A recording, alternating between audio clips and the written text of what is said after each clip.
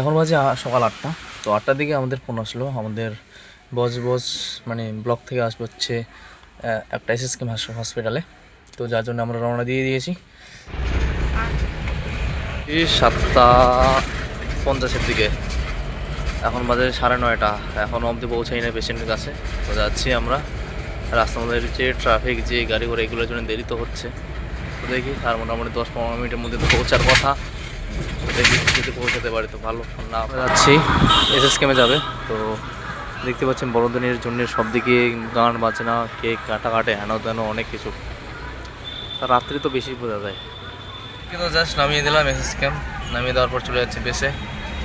তো এখন বেসে যায় চান টান করে খাওয়া দাওয়া করতে হবে, তারপরে দেখতে হবে আরও কোথা থেকে কোথায় যায়, বেসে কোন কেস আসে। এই যে হচ্ছে এসএসকেএম।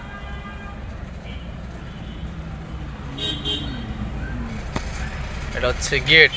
ভিতরে প্রচুর ভিড় ছিল। রুমে এসে তো খাওয়া দাওয়া করে ফ্রেশ তো হয়ে গেলাম। চান করিনি অবশ্য, ঠান্ডা লাগছে যার জন্য চান করিনি। তো কিছুক্ষণ খাওয়া দাওয়া করার পর রেস্ট নিলাম। রেস্ট নেওয়ার পর একটা কল সেন্টার থেকে আবার ফোন আসলো, বললো যে আমাদের হাসপাতাল থেকে, আমাদের বেস থেকে যাবে হচ্ছে একটা জায়গায়। তো জায়গার নাম তো ওই নিজেও তার ব্লগ যায় না। তো যাই হোক, নয়াবার না, ওই আসুক, ওর জন্য অপেক্ষা করতেছি। গাড়িতে আসবে, ডকুমেন্টস দেখবো, তারপর তাকে তার ডেস্টিনেশনে তার বাড়িতে নিয়ে যাবো। সেটাকে তো নামিয়ে দিলাম আমরা হচ্ছে কলকাতার হচ্ছে ব্লক তেমন কিছু না, ওটা হচ্ছে শহর জায়গা। তো কলকাতার একটা কী যে পিনকোড অনুযায়ী ওদের লোকেশন হয়। তো যাই হোক, সেখানে নামিয়ে দিয়ে রাস্তার মধ্যে একটা কেস পালাম, যাতে হবে 45 কিলোমিটার দূরে একটা হসপিটালে, ডায়মন্ড হারবার। ওইখান থেকে যাবে হচ্ছে পেশেন্ট, কোথায় যেন বললো, যাই হোক। এখন সেই দিকে তো রওনা দিয়ে এসেছি আমরা। তাকে তো বললাম 1.5 ঘন্টা অপেক্ষা করতে, তো 1.5 ঘন্টা লাগবে অবশ্যই যাতে ওইখানে, বা 10-15 মিনিট এক্সট্রা লাগতেও পারে, যাই না টাইম মতো পৌঁছাতে পারবো কিনা। এই যে রাস্তা পার হয়ে গেলো রে। আসার সময় দেখা যাক যদি দেখাতে পারি। এই দেখো, গ্রাম্য পরিবেশে বিশাল বড় একটা নদী, ডায়মন্ড হারবার ওই হাসপাতাল থেকে আসার পথে বা যাওয়ার পথে, ওই মাঝখানে পড়ে আর কি। তো দেখতে পাচ্ছ তো, যতদূর চোখ যায় ততদূর হচ্ছে কুয়াশা, আর ততদূর হচ্ছে নদী। বিশাল বড় নদী এটা। আচ্ছা, এদিকের জায়গা গ্রাম্য গ্রাম্য এরিয়া। তো শেষমেশ পেশেন্ট অপেক্ষায় ছিল অবশ্য 1.5 ঘন্টা। তো 1.5 ঘন্টা পর পেশেন্টটাকে গাড়িতে তুললাম, নিয়ে যাচ্ছে হচ্ছে মগরাহাট 2 ব্লকে। দেখতে পাচ্ছেন লোকেশন, দুই ধারে গাছে গাছ, খুব সুন্দর তো লাগছে জায়গাটা।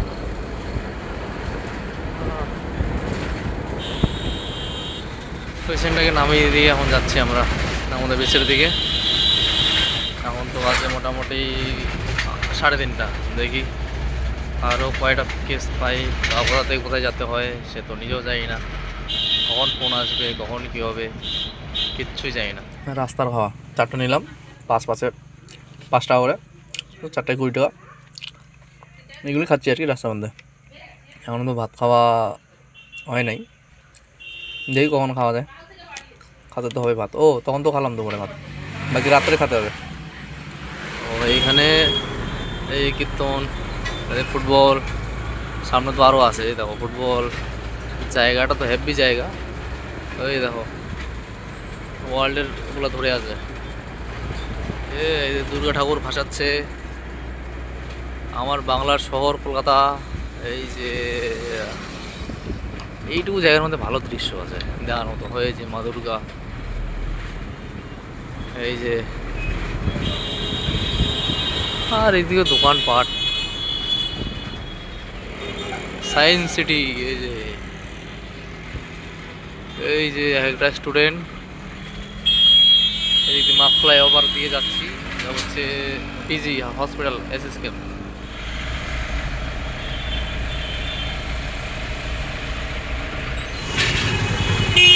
তো সেই সময় এসএসকেএম থেকে একটা পেশেন্ট তুললাম, সে যাবে ওই রাস্তায়, যে রাস্তা থেকে আসলাম একটু আগে, উস্তি মানে যেতে গেছিলাম ডায়মন্ড হারবার হসপিটালে, ওই তো ওই রাস্তাতেই যাবে। তো পেশেন্টকে গাড়িতে তুলে এখন যাচ্ছি আমরা। ওই যে সেই মন্দিরটা, যেটা দিনের বেলা মিস হয়ে গেছিলো, রাত্রেবেলার ভিউ। ওই ওইখানে জাস্ট পেশেন্টকে নামিয়ে দিয়ে আমরা রিটার্ন করছি আমাদের বেসের দিকে। দেখি আবার কতদূর কী হয়, রাত্রে আবার কখন ফোন আসে, আবার কোথা থেকে কোথায় যেতে হয়। দেখতে পাচ্ছেন একটা শুনশান ফাঁকা রাস্তা, ফাঁকা জায়গায় একজন হিসু করতে যায়। ফাঁকা রাস্তা একদম ঠান্ডা। এই যে এগুলো গাছে পেতনি থাকতো আগে, কই রে, দেখাও তো যায় না।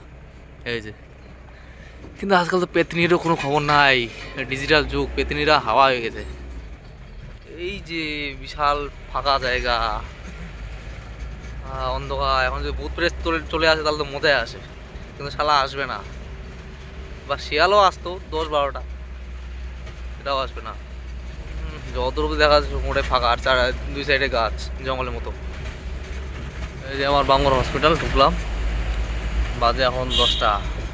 খাওয়া দাওয়া করে রেস্ট করতে হবে, আবার দেখতে হবে কখন আসে কেস। ফাঁকা আছে ওইখানে? আছে আছে।